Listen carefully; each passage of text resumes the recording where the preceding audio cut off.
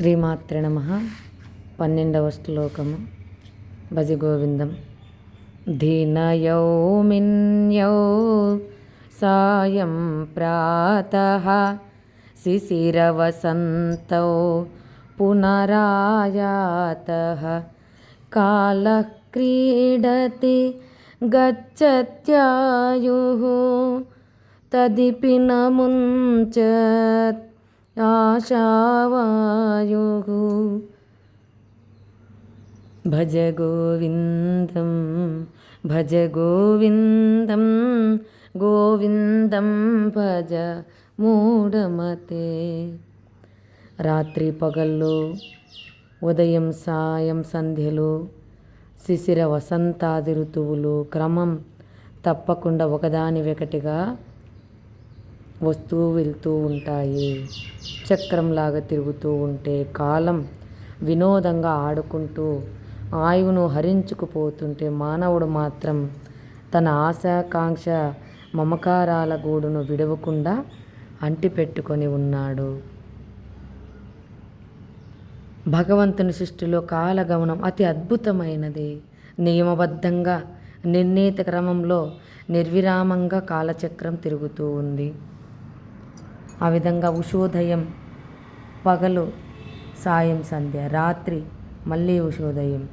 ఈ విధంగా రోజులు వారాలుగాను, వారాలు నెలలుగాను, నెలలు వసంత గ్రీష్మ వర్ష శరత్ హేమంత శిశిర మరలా వసంత ఋతువులుగాను, ఋతువులు సంవత్సరాలుగాను మారి మారి కాలచక్రం సాగిపోతూనే ఉంటుంది. దాని గమనాన్ని ఎవరు అడ్డుకోలేరు. అది ఎవరి కోసమో ఆగదు. ఈ విధంగా కాలము నటరాజ నృత్యంలాగా లయబద్ధంగా నాట్యం చేసుకుంటూ పోతూ ఉంటే తన పాదాల కింద అనేక జీవరాశుల కాలాన్ని అనగద్రొక్కి హరించి వేస్తుంది. ఇది ప్రకృతి సిద్ధమైన సంహారక క్రియ. జన్మదినాలు జరుపుకుంటూ సంతోషిస్తాడు మానవుడు. కానీ ఒక్కొక్క సంవత్సరం గడుస్తుంటే తన నిష్క్రమణ ద్వారం దగ్గరకు ఒక్కొక్క అడుగు ముందుకు వేస్తున్నట్టు ఎందుకు గ్రహించలేకపోతున్నాడు? పాపం, ఈ లోకంలో ఇంకా 10 కాలాలు ఉంటాను అనుకొని పథకాలు వేసుకుంటూ ఉంటాడు. హరతి నిమేషాత్ కాలం సర్వం. ఒక నిమిషంలో కూడా కాలం అంతా కూడా అయిపోగలదు. ఒక్క క్షణంలో సర్వము హరించి వేయగలదు. కాలం కాచుకొని ఉంటుందని నువ్వు గుర్తుంచుకో. ఈ ఆశాపాశాలను సడలించుకొని ఈ జగన్నాటక రంగస్థలాన్ని విడిచిపెట్టే లోగానే చేయవలసిన సత్కర్మలు నువ్వు చేసుకో. అమూల్యమైన ఈ మానవ జన్మకు క్షుద్రమైన లౌకిక వ్యాపారాల్లో వ్యర్థం చేయొద్దు. ఆధ్యాత్మిక చింతను చేస్తూ ఉండు.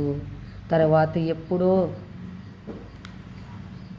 తీరికగా చేసుకోవచ్చులే అనుకోవద్దు. తీరిక అనేది దొరకదు.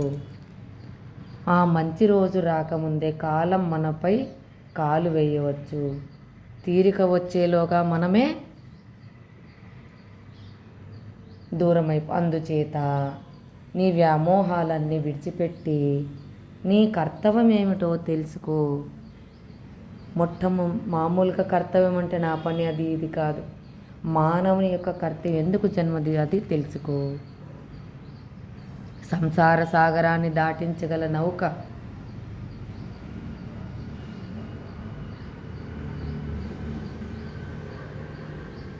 భగవంతుడని తెలుసుకొని